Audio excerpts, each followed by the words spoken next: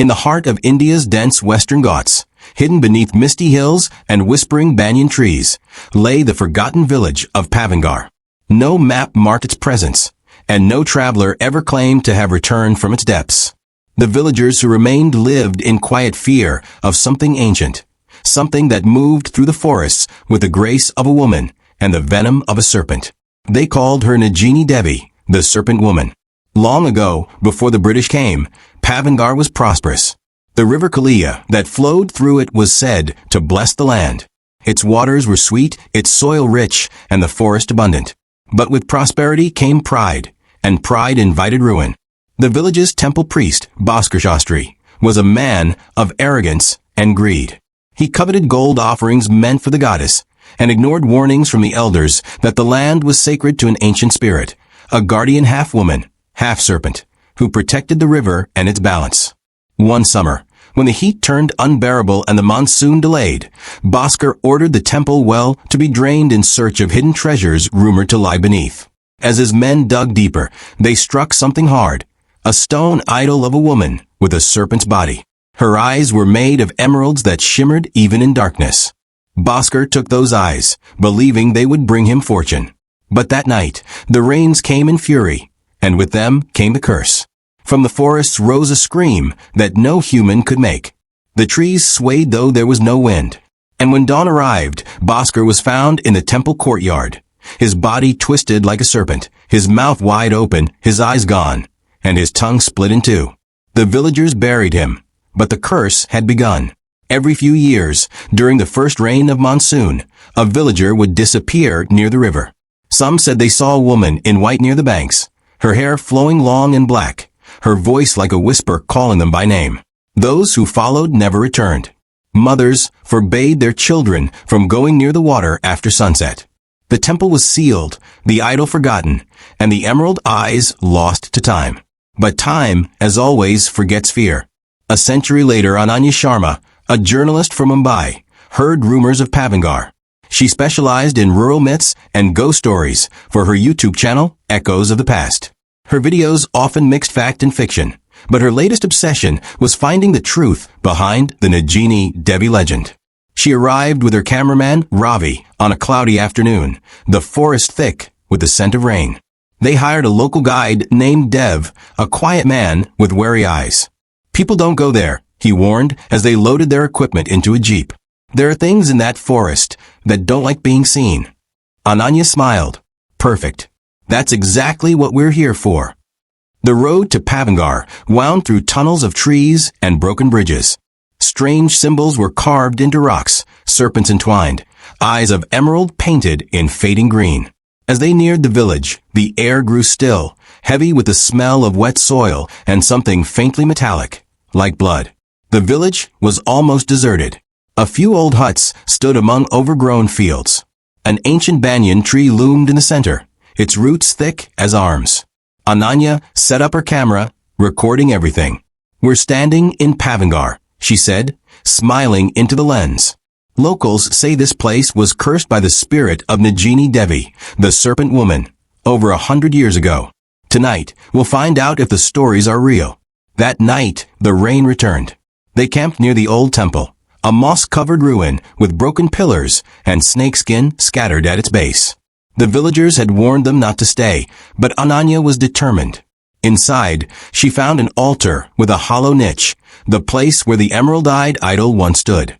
Symbols covered the walls, spirals that seemed to move when touched by torchlight. Ravi filmed everything, his voice trembling slightly. "You really think something's here?" "Maybe not," Ananya said. "But every story comes from a truth." As midnight neared, they heard it, a soft hiss, like breath drawn through leaves. Then, a woman's voice, distant and melodic. "Who disturbs my slumber?" The camera flickered. Ravi spun around, flashlight trembling. A shape stood at the temple doorway, a woman in a flowing white sari, her hair wet and glistening, her eyes glowing faint green. Water dripped from her fingertips. "Did you see that?" Ravi whispered. Ananya stepped closer, the journalist in her overpowering the fear. "Who are you?" The woman's head tilted, and her voice came soft, almost kind. "Return what was taken, and you may leave." Before Ananya could reply, The woman's face shifted. Her eyes slit like a serpent's, and her tongue flicked between sharp fangs. The lights went out. When morning came, the rain had stopped. The villagers found the camera near the riverbank. Ravi was gone. Ananya sat beside the temple, shivering, her eyes wide and unblinking. She said only one thing before fainting: she's real. After being rescued and taken back to Mumbai, Ananya's footage went viral. The video showed fragments, the temple, the figure, the voice, but the most chilling part was the last few seconds. The camera turned toward Ananya's face as she screamed, and behind her, something rose from the shadows.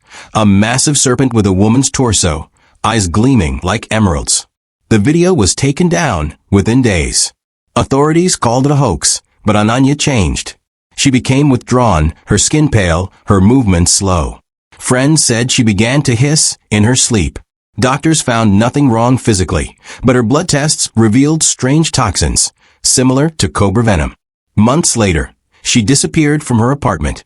The only clue left was a trail of shed skin leading to the window. Rumors spread that she was seen near rivers, her reflection not matching her movements. Locals began to whisper that Naagini Devi had chosen a new vessel, a modern woman, to carry her curse.